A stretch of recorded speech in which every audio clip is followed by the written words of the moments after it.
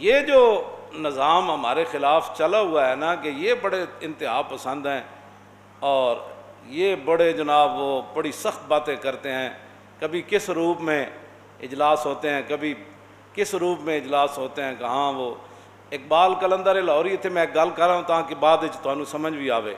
اقبال کہتا ہے کہ پسرا گفت پیرے خر کا بازے ترائی نکتہ باید حرز جاں کر بنمرودان این دور آشنائی باش ز فیض شاں براہیمی تواں کرد. اقبال کہنے لگا کہ ایک زمانہ ساز پیر اپنے پتر نو کہنے لگا پترا اے گل تو پلے باندھ کے رکھنی. اقبال کہنے لگا کہ ایک زمانہ ساز پیر نے اپنے پتر نو گل کی تھی, انہیں کہا ترائی نکتہ باید حرز جاں کر. کہندا پترا اے گل پلے بن کے رکھنی, اے نہیں بولنی میری گل. انہیں کہا کی؟ انہیں کہا کہ بنمرودان این دور آشنائی باش. کہنے لگا اس دور دے جڑے نمرود ہیں نا انہوں نے یاری لا کے رکھنی. جیڑی حکومت آوے ہاں جس دور دا نمرود جڑا آوے وہ یاری لا کے رکھنی. لیکن لوگوں تے کہنا ہے انہوں نے ملے ہوئے ہیں زی فیض شاں براہیمی تواں کرد.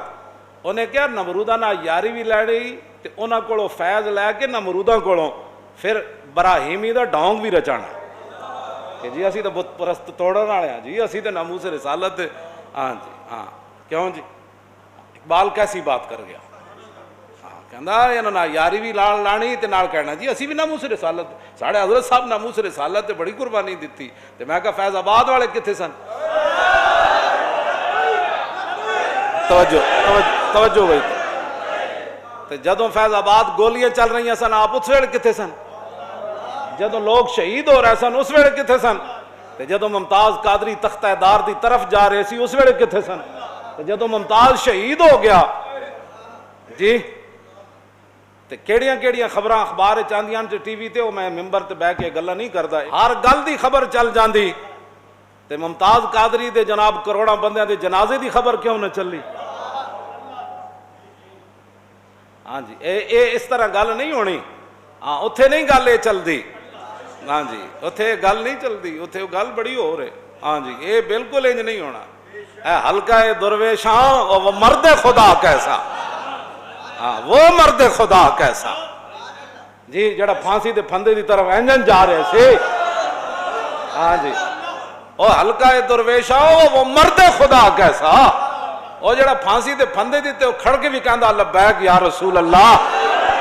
اوے حلقہ درویشاں وہ مرد خدا کیسا, حلقہ درویشاں وہ مرد خدا کیسا. کیوں جی اس پہ میں اور مزید گل نہیں کرنا چاہتا, بہت سارے لوگوں کو تکلیف ہو جاتی ساری گلاں دی. ایک ہی بات ہوئی جدوں حضور دی گل آ گئی, حضور یریدون لیطفئوا نور اللہ بافواہہم.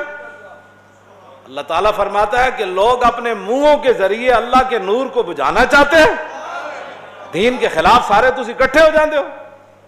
کدی تہاڈے منہ وچوں ایک گل دین دی نہیں نکلی, کدی تسی اے نہیں کیا کہ یار پاکستان اللہ دا بڑا وڈا ہے جناب, احسان ہے ساڈے اوتے, ساڈے لکھاں قربانیاں ہوئیاں, جو لکھاں قربانیاں نہ دیندے لوگ تے پھر تانوں اسمبلی دیاں سیٹاں لبنیاں سن, پھر تانوں یہ وزارتاں لبنیاں سن.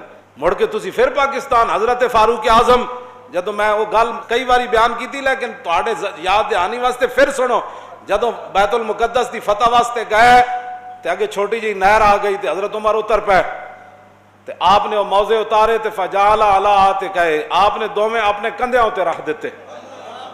فقال له ابو عبیدہ یا امیر المومنین تفعلوا هذا ما يسرنی ان آل الشام استشرفوک. فرمایا امیر المومنین آپ یہ کام کر رہے ہیں, مجھے یہ بات اچھی نہیں لگی.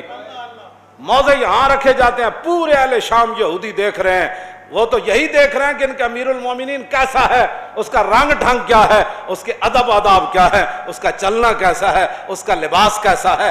آپ یہ کیا کر رہے ہیں, مجھے یہ بات اچھی نہیں لگی.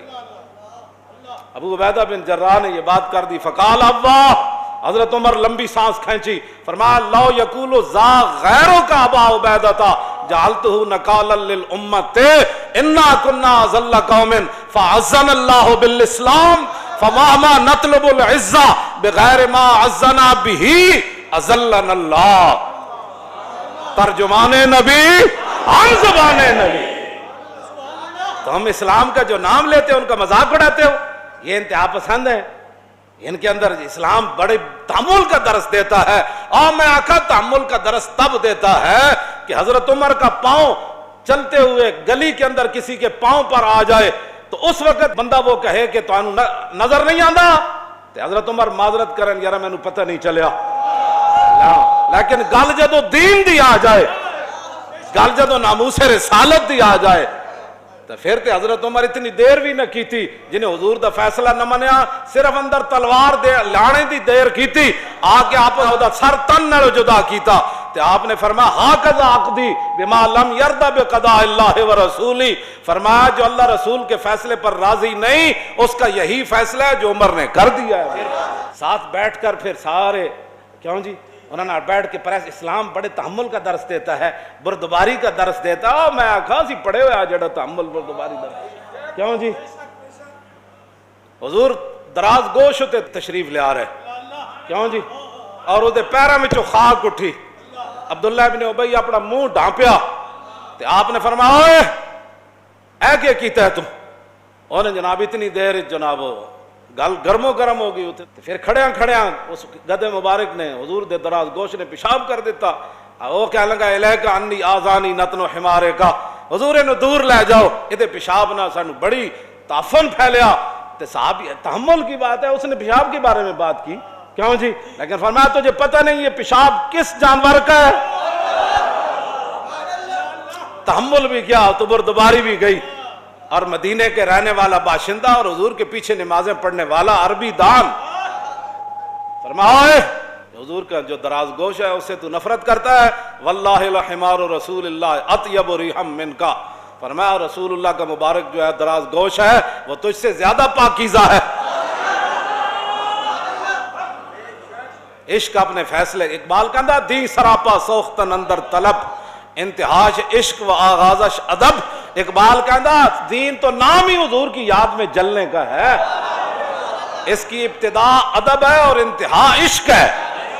کہ آج بھی صدیق اکبر حضور کے پاؤں میں لیٹے ہوئے عشق ہے. اس کی زور عشق از باد و آب و خاک نیست. اقبال کہندا عشق دا جڑا زور ہوندا ہے نا وہ بڑے سارا بندہ جڑا نہ ہوئے، اتنے سارے ڈولے ہون تے روزانہ جناب ہریسا کھاندا ہوئے تے 5 کلو دودھ شامی تے 5 کلو سویرے تے ڈنڈ بیٹھتا تے نال بادام تے پھر مسٹر لاہور بن جائے. اقبال کہندا یہ مسٹر لاہور کے لیے بادام ضروری، ہاں اس کے لیے گوشت ضروری. میں کہا پھر اقبال عشق کے لیے کیا ہوتا ہے؟ کہتا ہوں زور عشق از باد و آب و خاک نیست، قوت از سختی اعصاب نیست. اقبال کہنا اتھے ڈوڑے نہیں ویکھے جاندے، اتھے بدن نہیں ویکھا جاندا. اتھے تے عبداللہ بن مسعود دیاں ٹنگا باریک بھی ہون تے صحابہ نو حضور فرمان یہ ٹانگیں اوت پہاڑ سے بڑھ کر وزنی ہیں. ہاں جی توجہ. ہاں عشق دا زور کچھ اور ہی ہوندا. عشق سلطان است و برہان مبین، عشق را ہر دو عالم زیر نگی، لا زمانو دوش و فردا یزو، لا مکانو زیر و بالا یزو. یہ کیا بات ہے؟ تم جو اٹھتا ہے لبیک کے خلاف باتیں کرتا ہے.